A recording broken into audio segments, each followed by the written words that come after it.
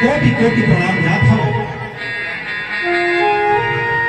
हमन के गायन में हमर वादन में मोर कथा कहानी में त्रुटि होही आपन अपन बेटा समझ के माफी रहो।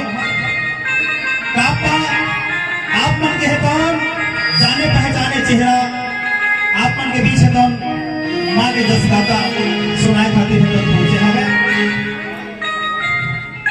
बड़ा प्रेम के साथ आप मैंने कथा में था लगा है और माँ चंडी के दरबार में भाव भरा भजन प्रस्तुत हवे।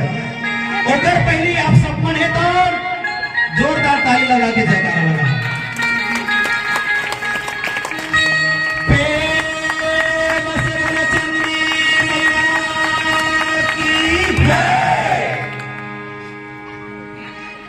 सर्वमंगल मांगल्ये शिवे सर्वार्थ साधिके